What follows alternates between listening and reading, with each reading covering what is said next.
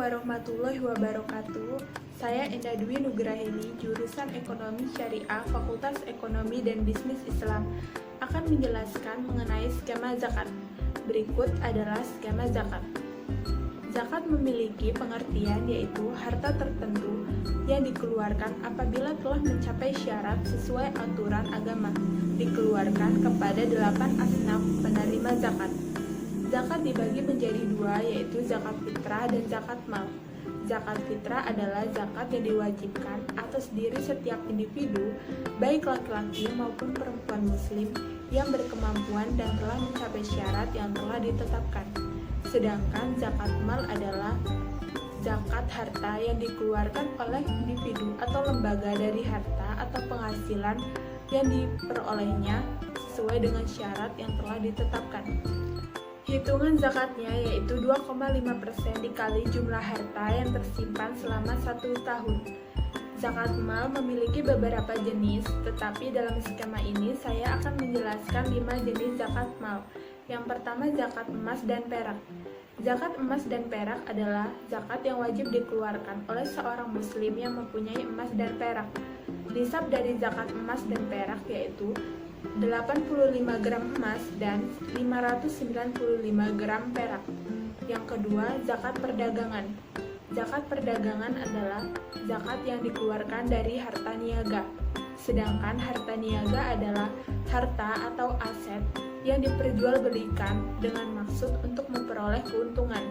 Nisab dari zakat perdagangan yaitu setara dengan 85 gram emas. Yang ketiga, zakat profesi. Zakat profesi adalah zakat yang dikeluarkan dari penghasilan profesi yang telah mencapai nisab. Nisab dari zakat profesi yaitu merujuk pada nisab dari zakat pertanian, yaitu 520 kg beras. Yang keempat, zakat pertanian. Zakat pertanian merupakan salah satu zakat mal yang objeknya meliputi hasil tumbuh-tumbuhan atau tanaman yang memiliki nilai ekonomis. Nisab dari zakat pertanian yaitu 5 wasak atau setara dengan 653 kg gabah atau 520 kg beras. Yang kelima, zakat binatang ternak. Hewan ternak yang wajib terkena zakat yaitu sapi, unta, dan kambing. Masing-masing memiliki nisab yaitu hewan unta 5 ekor, sapi 30 ekor, dan kambing 40 ekor. Zakat yang wajib dikeluarkan pada zakat fitrah senilai 2,5 kg yang wajib diberikan kepada fakir, miskin, amil, mu'alaf, rikob, ghorimin, fisabilillah, dan ibnu sabil.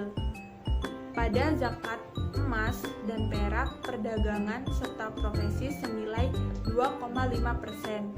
Sedangkan pada zakat pertanian yaitu 5% atau 10%.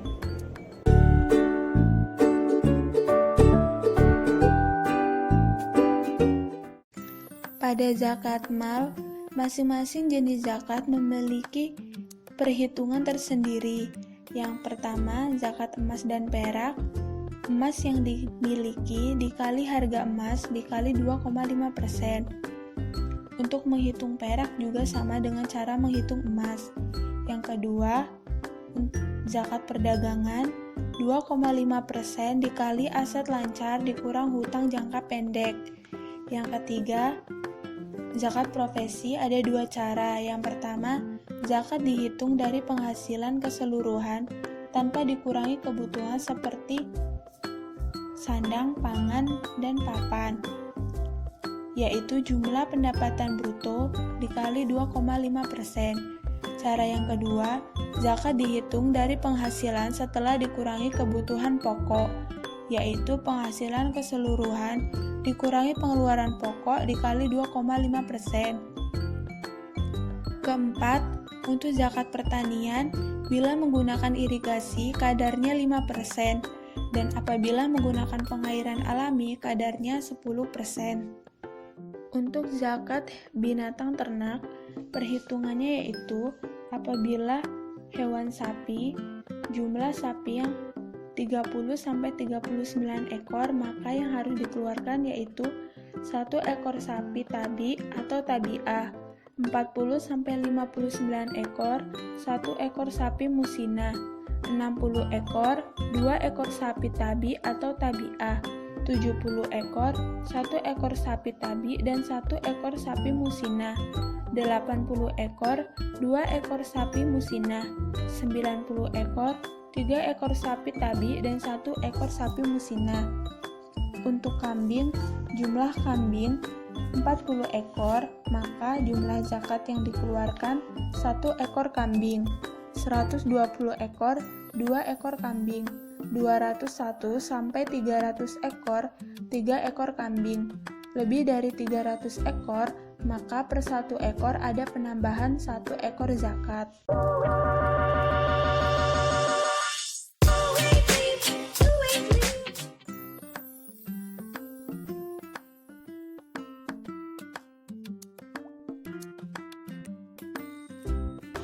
Akad. Secara bahasa, akad berasal dari bahasa Arab yang berarti ikatan atau persetujuan.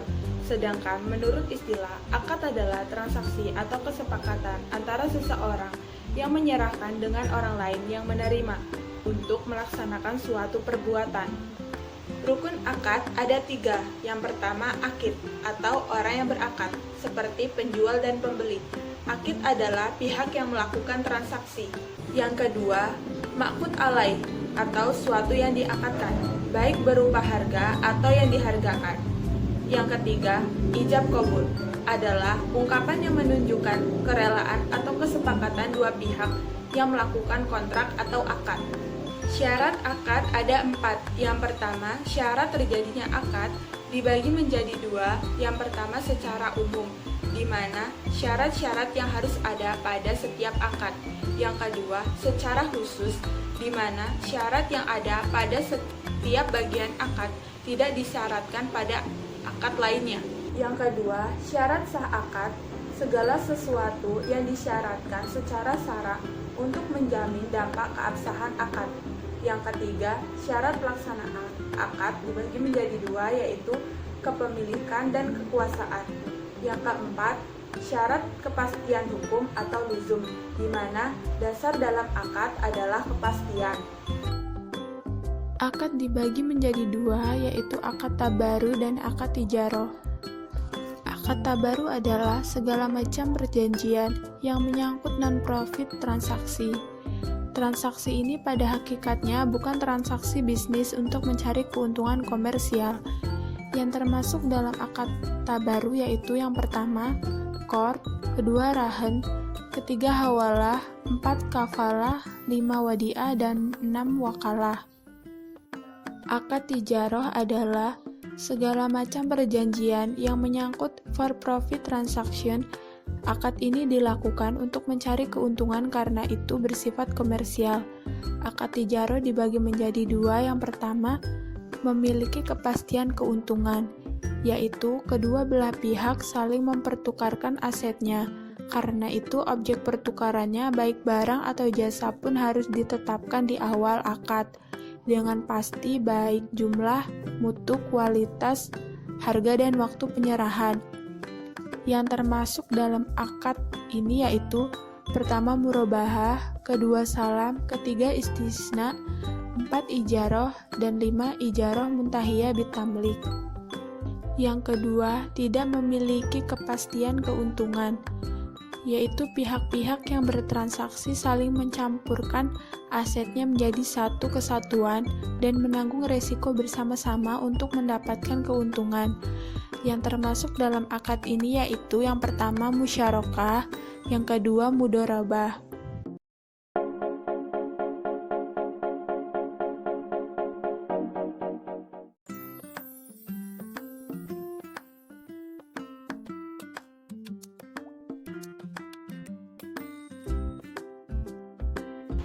Salat. Salat merupakan suatu ibadah yang di dalamnya terdiri atas ucapan dan juga perbuatan yang diawali dengan takbir dan diakhiri dengan salam. Salat terdiri dari 2 jenis, yaitu salat wajib dan salat sunnah. Salat wajib yaitu salat yang biasa kita kerjakan sehari-hari, diantaranya subuh, zuhur, asar, maghrib, dan isya. Sedangkan salat sunnah Ada 13 jenis. Yang pertama, 1. Sholat rawatib, 2. Sholat tahajud, 3. Sholat istihoroh, 4. Sholat duha, 5. Sholat hajat, 6. Sholat taubat, 7. Sholat tasbih, 8. Sholat istisqa, 9. Sholat tahiyatul masjid, 10. Sholat gerhana, 11. Sholat witir, 12. Sholat tarawih, dan 13. Sholat hari raya. Sholat terdiri dari syarat wajib sholat, syarat sah sholat, dan rukun sholat. Syarat wajib sholat diantaranya yang pertama, orang tersebut harus beragama Islam. Yang kedua, berakal sehat. Yang ketiga, dewasa atau sudah balik. Yang keempat, mengetahui hukum sholat dan tata cara sholat dengan baik. Yang kelima, suci dari hadas dan juga najis. Yang keenam, sadar. Syarat sah sholat terdiri dari yang pertama, suci dari hadas, baik hadas kecil maupun hadas besar. Yang kedua, suci seluruh anggota badan, pakaian, dan tempat dari najis. Yang ketiga, menutup aurat. Yang keempat, memasuki waktu sholat. Yang kelima, menghadap kiblat. Rukun sholat yang pertama diantaranya membaca niat. Yang kedua, takbiratul ihram. Yang ketiga, berdiri tegak bagi yang mampu. Yang keempat, membaca surat Al-Fatihah pada tiap-tiap rakaat. Yang kelima, ruku dengan tumak nina. Keenam, iktidah dengan tumak nina. 7. Sujud dengan tumak nina. 8. Duduk antara dua sujud dengan tumak nina. 9. Duduk tasyahud akhir dengan tumak nina. 10. Membaca tasyahud akhir. 11. Membaca salawat Nabi pada tasyahud akhir. 12. Membaca salam yang pertama. 13. Tertib berurutan dalam mengerjakan rukun sholat. Sunnah sholat. Sunnah sholat dibagi menjadi dua, yaitu sunnah hayat dan sunnah abad. Sunnah hayat ialah apabila tidak dikerjakan, tertinggal, atau tidak diinginkan untuk melakukannya, tidak perlu melakukan sujud sahwi. Sunnah hayat diantaranya yang pertama, mengangkat kedua belah tangan ketika takbiratul ihram, ketika ruku dan ketika berdiri dari ruku. Kedua, meletakkan telapak tangan yang kanan di atas tangan kiri ketika bersedekap. 3. Membaca doa iftitah setelah takbiratul ihram. Keempat, membaca ta'awudz ketika hendak membaca Al-Fatihah. Kelima, membaca amin setelah selesai membaca Al-Fatihah. 6. Membaca surat Al-Quran pada 2 rakaat pertama sehabis membaca surah Al-Fatihah. 7. Mengeraskan bacaan surat Al-Fatihah dan surat Al-Quran pada rakaat pertama dan kedua pada sholat maghrib, isya, dan subuh, kecuali makmum. 8. Membaca takbir ketika gerakan naik turun. 9. Membaca Sami Allahu liman hamidah ketika bangkit dari ruku dan membaca Robbana lakal hamdu ketika iktidal. 10. Meletakkan telapak tangan di atas paha pada waktu duduk bertasyahud awal dan akhir dengan membentangkan yang kiri dan menggenggam yang kanan kecuali jari telunjuk. 11. Duduk iftirasi atau duduk dengan menegakkan kaki kanan dan membentangkan kaki kiri, kemudian menduduki kaki kiri tersebut dalam sholat. 12. Duduk tawaruk atau simpuh pada waktu duduk tasyahud akhir. 13. Membaca salam yang kedua. 14. Memalingkan muka ke kanan dan ke kiri masing-masing ketika mengucap salam. Selanjutnya yaitu sunnah abad, yakni sunnah dalam sholat yang apabila ditinggalkan maka disunahkan untuk menggantikannya dengan sujud sahwi. Cara melakukan sujud sahwi adalah dengan 2 kali sujud sebagaimana sujud biasa, dilakukan sebelum salam. Di antaranya yang pertama, membaca tasyahud awal. Kedua, membaca sholawat pada tasyahud awal. Ketiga, membaca sholawat atas keluarga Nabi Muhammad SAW pada tasyahud akhir. 4. Membaca doa kunut pada sholat subuh.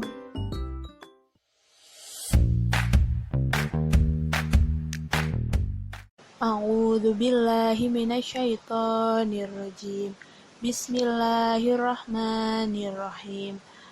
An Aisyah radhiyallahu anha anan nabiyya sallallahu alaihi wasallam ishtara ta'aman min yahudi ila ajalin wa romanahu dir'an min hadidi. Artinya, dari Aisyah radhiyallahu anhu bahwa Nabi Shallallahu alaihi wasallam membeli makanan dari orang Yahudi secara tempo dengan menggadaikan baju besinya. Hadis riwayat Bukhari dan Muslim. Bismillahirrahmanirrahim. An Abi Hurairah radhiyallahu anhu an Rasulillah sallallahu alaihi wasallam qala inna Dawud alaihi salamu kana la ya'kulu illa min amali yadihi. Artinya dari Abu Hurairah radhiyallahu anhu bahwa Rasulullah shallallahu alaihi wasallam bersabda, sesungguhnya Daud alaihissalam tidaklah makan melainkan dari hasil tangannya sendiri. Hadis riwayat Bukhari. Bismillahirrahmanirrahim. An Jabirin radhiyallahu anhu qala nahan nabiyyu sallallahu alaihi wasallam an bai'it ta'ami hatta yajri fihi sa'ani sa'ul ba'i wa sa'ul mustari. Artinya, dari Zabir ia berkata, Nabi Shallallahu alaihi wasallam melarang menjual makanan sampai dilakukan 2 kali penimbangan. Penimbangan pertama dari penjual dan penimbangan kedua dari pembeli. Hadis riwayat Ibnu Majah. Bismillahirrahmanirrahim. An Abi Hurairah radhiyallahu anhu qala Rasulullah sallallahu alaihi wasallam man ihtakara hukratan yuridu ayyuh liya biha alal muslimina fahuwa khoti'un. Artinya, dari Abi Hurairah radhiyallahu anhu, ia berkata, Rasulullah shallallahu alaihi wasallam bersabda, barang siapa yang menimbun suatu barang dengan maksud untuk meninggikan harganya terhadap orang Islam, maka ia berdosa. Hadis riwayat Ahmad. Bismillahirrahmanirrahim. An Jabirin radhiyallahu anhu qala ataitun nabiyyu sallallahu alaihi wasallam wa kana li alaihi dainun faqadani wa zadani.